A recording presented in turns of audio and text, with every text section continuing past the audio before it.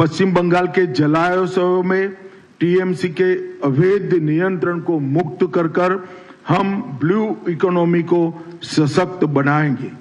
युवाओं को समुद्री विज्ञान, जलीय कृषि और जैव प्रौद्योगिकी के अनुप्रयोगों में प्रशिक्षित करने के लिए एक केंद्र बनाने का काम करेंगे। आयुष्मान भारत योजना, मुख्यमंत्री जी भी एक नई योजना लाएंगे।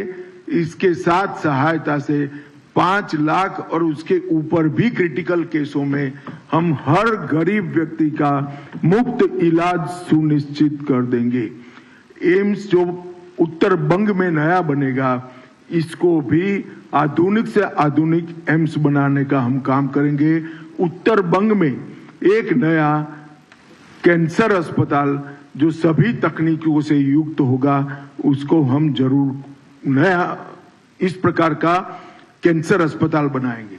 सुंदरवन और जंगल महल के लिए आधुनिक सरकारी अस्पताल जो 300 से कम बेड का नहीं होगा, उसको हम बनाने का काम करेंगे।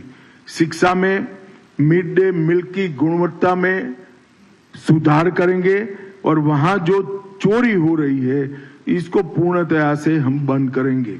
सभी शिक्षकों की रेगुलर भर्ती कर दी जाएगी। हंगामी शिक्षक एक भी न बचे, इस तरह से पूरी भर्ती पारदर्शी तरीके से हम करेंगे।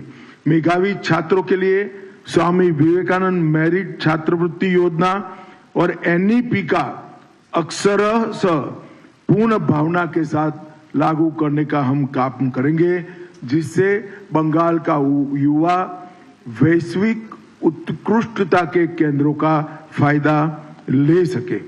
संविदा शिक्षकों का भी जितने भी अभी काम कर रहे हैं, उनको न्यूनतम आधार वेतन हम सुनिश्चित करने का काम करेंगे।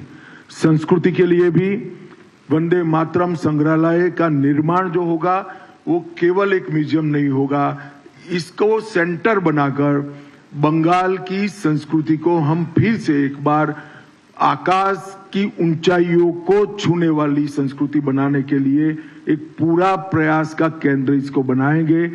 भक्ति आंदोलन को मजबूत कर चैतन्य महाप्रभु आध्यात्मिक सर्किट को हम विकसित करेंगे। गंगा सागर मेला, महेश्वर रथ, वारुणी मेला और वंदना उत्सव, उसको अंतर्राष्ट्रीय आध्यात्मिक सांस्कृतिक महोत्सव के रूप में हम स्थान दिलाने का प्रयास करेंगे।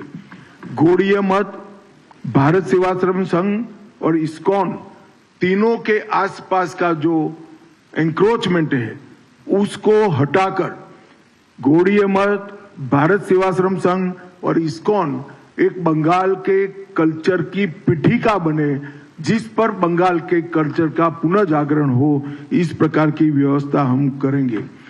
कवि गुरु रविंद्रनाथ जी की विरासत को बढ़ावा देने के लिए कला, साहित्य और सांस्कृतिक शिक्षा को मजबूत करने के लिए एक सांस्कृतिक केंद्र जो कवि गुरु के नाम से होगा, इसकी हम स्थापना करेंगे।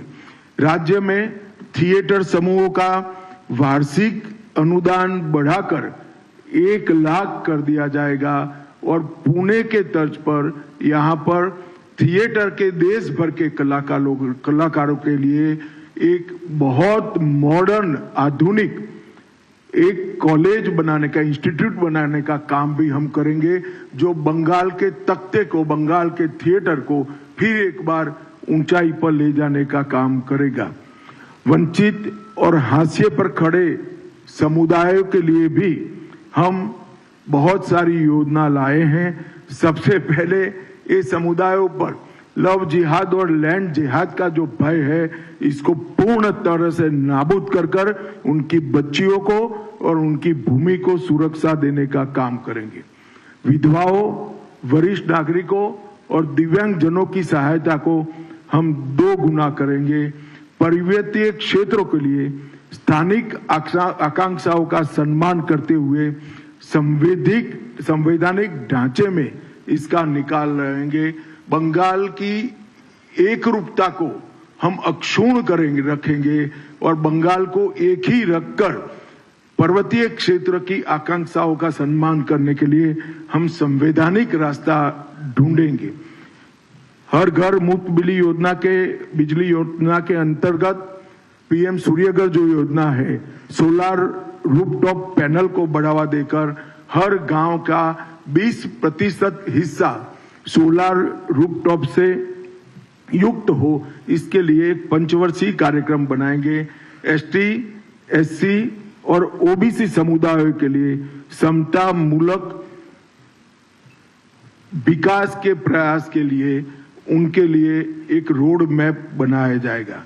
चाहे जनजातियों को भूमि का पट्टा देने का हम काम करेंगे, न्यूनतम मजदूरी सुनिश्चित करेंगे और आसाम की तर्ज पर वहां चाहे श्रमिकों के बच्चों को पढ़ाने के लिए एक बहुत बड़ा स्कूलों का चेन बनाएंगे और स्वास्थ्य केंद्रों का भी चेन बनाने का काम करेंगे। चाय बागान के श्रमिकों का भूमि का पट्टा देना ये फौरी वादा नहीं है। हम सरकार बनने के 100 दिन के अंदर ही एक निश्चित रोड मैप पर हम आएंगे। पर्यटन को बढ़ावा देने के लिए दार्जिलिंग को एक प्रमुख इको एडवेंचर और हेरिटेज पर्यटन केंद्र के रूप में हम विकसाएंगे।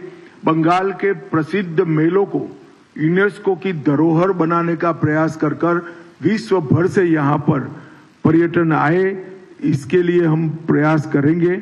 और कलकत्ता की विरासत, संस्कृति और बनने वाले रिवर फ्रंट के माध्यम से कलकत्ता में भी एक प्रकार से हम बहुत बड़ा पर्यटन आकर्षित हो, इस प्रकार का प्रयास करेंगे और कलकत्ता को लिविंग सिटी के रूप में पूरे विश्व में प्रस्थापित करने का प्रयास करेंगे। रॉयल बंगाल टाइगर उनके प्राकृतिक आवास का संरक्षण और सुरक्षा के साथ साथ बंगाल का रॉयल टाइगर टूरिज्म का भी बहुत बड़ा केंद्र बने, इसके लिए हम आगे बढ़ेंगे।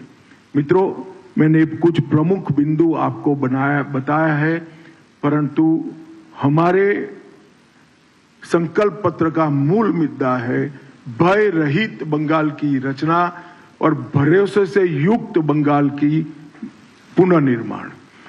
भय रहित बंगाल जब मैं कहता हूं, तब आज हर बंगाल के नागरिक के मन में भय है कि 15 साल के बाद एक घुसपैठ के कारण बंगाल की स्थिति क्या होगी।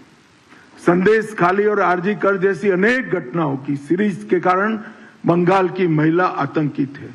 सिंडिकेट के त्रास के कारण युवा भी भय का एहसास कर रहा है। ये सारे भय को समाप्त कर सुशासन प्रस्थापित कर भय रहित समाज और भरोसे के साथ एक सोनार बांग्ला के निर्माण के लिए बंगाली युवा आगे बढ़े, बंगाल की महिला आगे बढ़े, बंगाल का किसान, बंगाल का मछुआरा और बंगाल के सारे कलाकार फिर से एक बार संस्कृति को ऊपर उठाने के लिए पूरे देश भर में और विश्व भर में हमारी संस्कृति को पहुंचाए, ऐसा प्रयास हो। इसके लिए हम बंगाल की जनता को भरोसा देते हैं। आपने एक लंबे समय तक कम्युनिस्टों को मौका दिया है, 15 साल तक ममता दीदी को दिया है, एक पूरा लंबा कालखंड 5 दशक का, करीब 5 दशक का, ये बंगाल को नीचे गिराने में ही साबित हुआ है। हम बंगाल को फिर से सांस्कृतिक पुनर्जागरण के साथ साथ आधुनिक इंडस्ट्री को लाएंगे, यहाँ की शिक्षा व्यवस्था को मजबूत करेंगे, रोजगार को सुनिश्चित करेंगे, घुसपैठिया मुक्त बंगाल बनाएंगे, घुसपैठ को रोकने का काम करेंगे और बंगाल को फिर से एक बार मजबूत औद्योगिक राज्य बनाने के लिए हम प्रयास करेंगे। यहाँ के किसानों के जीवन को सरल बनाने के लिए भी और यहाँ से मत्स्य पालन करने वाले भाइयों बहनों के जीवन को भी सरल बनाने के लिए हम काम करेंगे। ऐसा भरोसा मैं भारतीय जनता पार्टी की बंगाल इकाई की ओर से बंगाल की जनता को देना चाहता हूं। आइए हम सब मिलकर गुरुवर टैगोर की कल्पना का सोनार बांग्ला का निर्माण करें और एक बड़े दुस्वप्न का अंत करते हुए एक नई भोर जैसे होती हो नई सुबह की हम शुरुआत करें। यही बंगाल की जनता को मेरी अभ्यर्थना है, विनंती है। भाजपा की सरकार बनाइए और बंगाल में भरोसे का शासन प्रस्थापित करिए। धन्यवाद।